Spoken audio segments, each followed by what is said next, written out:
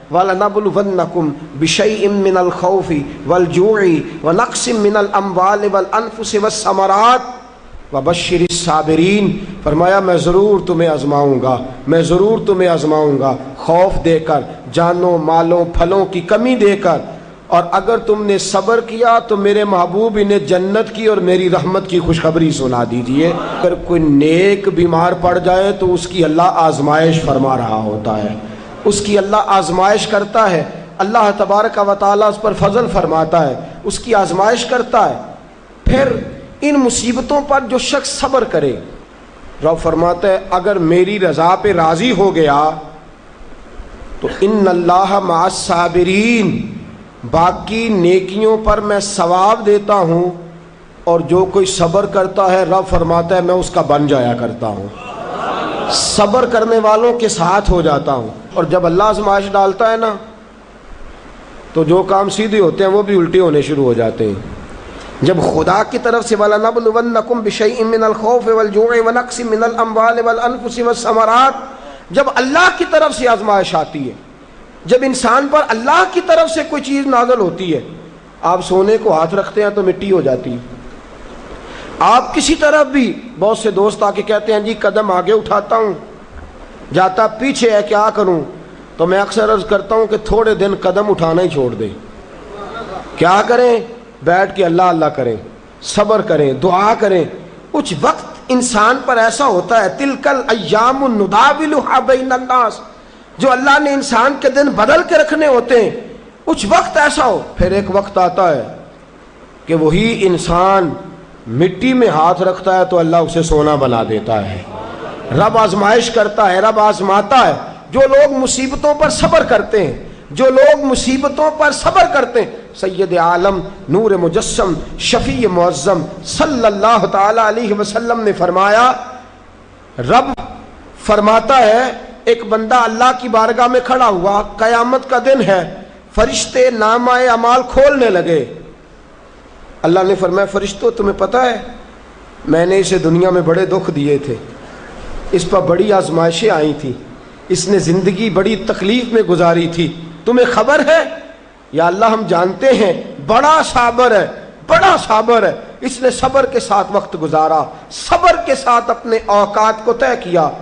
رب فرماتا ہے جو اتنا صبر کرے میں اس کا نامہ اعمال ٹٹولوں، اس کا نامہ اعمال کھولتے ہوئے مجھے شرم آ رہی ہے، سارا کچھ لپیٹ دو اور بغیر حساب کتاب اسے جنت میں داخل کر دو۔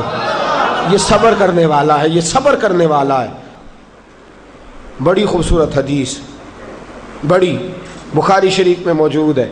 بخاری شریف کی یہ حدیث ایسی ہے جسے میں جب بھی پڑھتا ہوں میں چوم لیتا ہوں۔ حدیث کیا ہے؟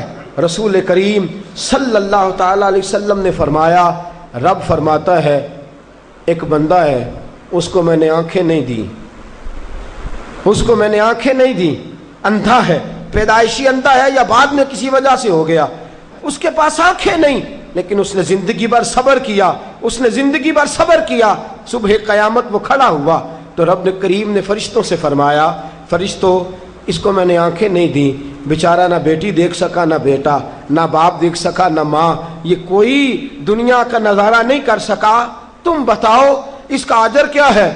فرشتے کہتے ہیں مولا جنت کا اعلیٰ درجہ دے دے، اللہ اسے بے حساب بخش دے۔ تو رب فرماتے اس نے ساری زندگی بغیر آنکھوں کے صبر کیا ہے، اسے صرف جنت نہیں ملے گی بلکہ آج اسے اس کا رب اپنا دیدار بھی کرائے گا۔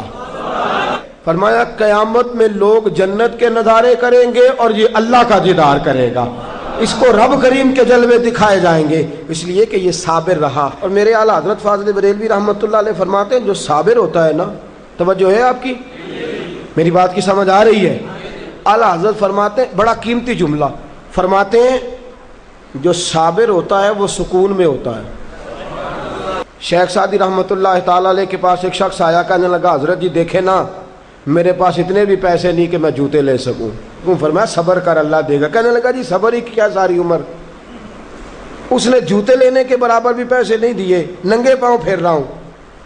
شیخ سعدی رحمۃ اللہ تعالی علیہ نے اس کا بازو تھاما، ایک گھر میں لے گئے، دروازے پہ دستک دی، گھر کا مالک باہر آیا، اس نے دونوں طرف بیساکھیاں پکڑی ہوئی ہیں، ٹانگیں تو ہیں پر پیر ہی کوئی نہیں۔ فرمانے لگے بتا یہ اچھا ہے کہ تو؟ کہنے لگا جی میں آپ سے بھی معافی مانگتا ہوں، اپنے رب سے بھی معافی مانگتا ہوں۔ نبی پاک صلی اللہ تعالی علیہ وسلم نے فرمایا خدا اگر تجھے مصیبت دیتا ہے نا، اور ان مصیبتوں پر جب اللہ تجھے قیامت میں اجر دے گا تو تیرا دل چاہے گا کاش سکون ہوتا ہی نہ، آزمائشیں ہی آزمائشیں ہوتی، تو وہ اجر دیکھے گا۔ وہ کسی دانشور نے کہا تھا کہ میرا باپ انتقال کر گیا، 6 مہینے گزرے تو میرا 18 سال کا بیٹا بھی انتقال کر گیا۔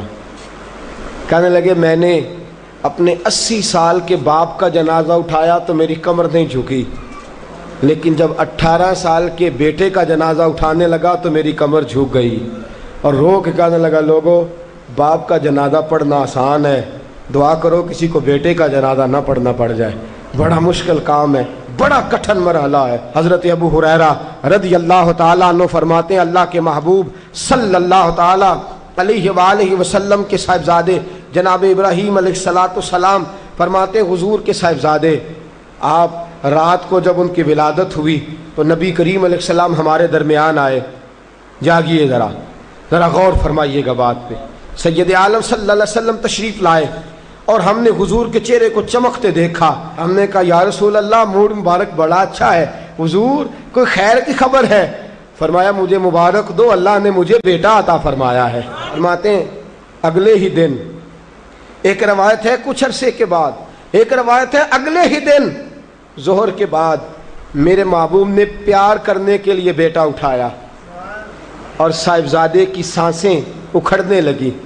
رسول پاک کے صاحبزادے نبی پاک کے مقدس ہاتھوں میں سانسیں اکھڑ رہی ہیں، حضور کے دستے مبارک میں صاحبزادے نے وصال کر دیا۔